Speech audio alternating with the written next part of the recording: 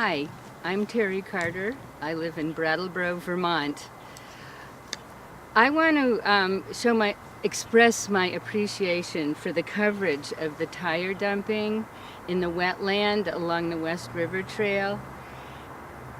And I also want to clarify a couple things that I found that I was very concerned about. When I spoke with a number of people over the last year, I pointed out several specific places where the tires were being dumped.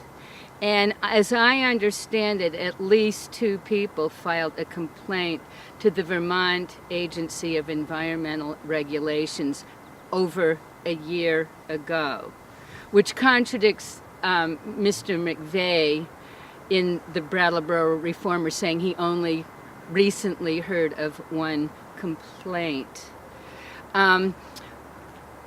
Also, the amount of time the tires have been dumped.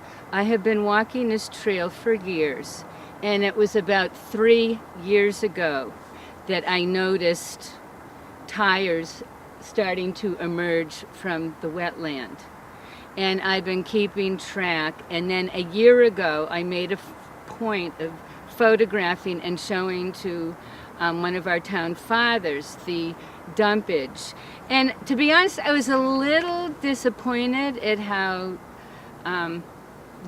lack of concern and even almost seeming a little put off and assuming they had been there a long time, because that had not been my experience as someone who walks here all the time. And then this spring, I noticed recent tires on top of the ice over where the tires are now. At the time there was ice, so they had recently been unloaded and they were on top of the ice. And they're also a darker color, and same with the embankment up on Putney Road where the 2 businesses are. I won't name the business, but there is a business who was fined by the state several decades ago, and they were supposed to clean up the mess. And as I would assume they were held accountable and did that.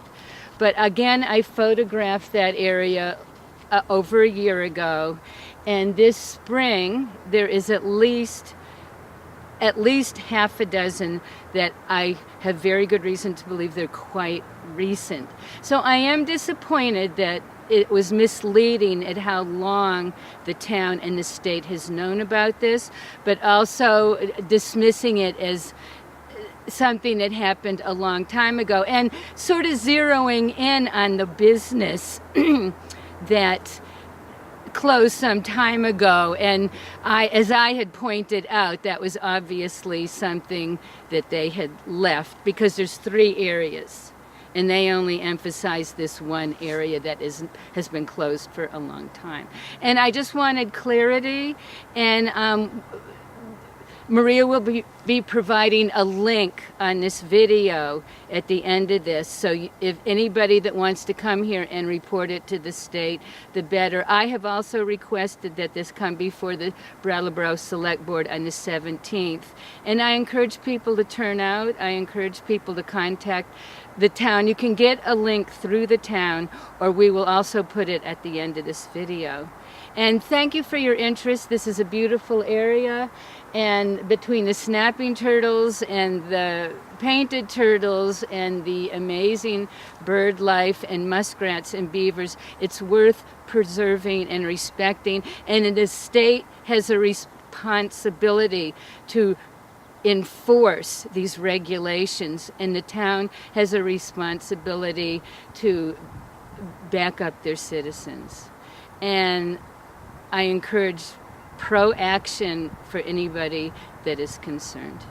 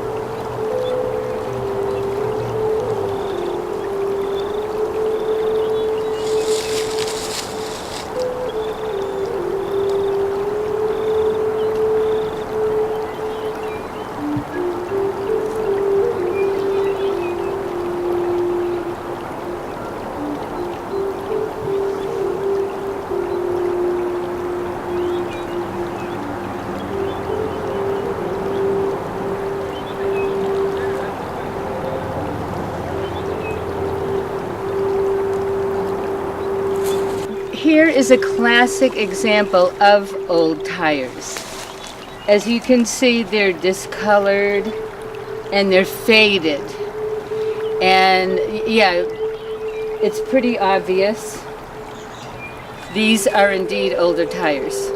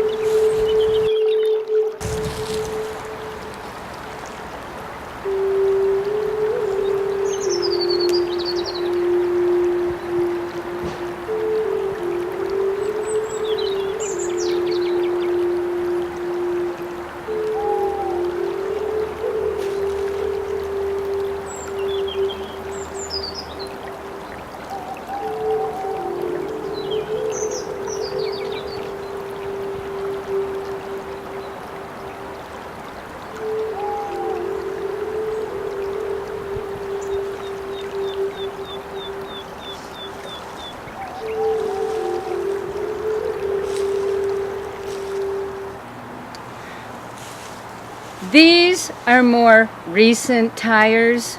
I'm standing on the embankment below Putney Road. There are two businesses just above here, and from the embankment, these tires recently came down, and the reason I point out recent, they're much darker than the previous ones, but also they're not buried. They have some spring and winter runoff on them. But these were likely dumped probably last fall, I'm guessing. But they're darker in color and they're not as corroded. And they weren't here last fall when I took my photographs. And I have the photographs, and I will be very happy to share them with the state, who is supposed to regulate these things, or the town. But I appreciate public interest, and thank you very much.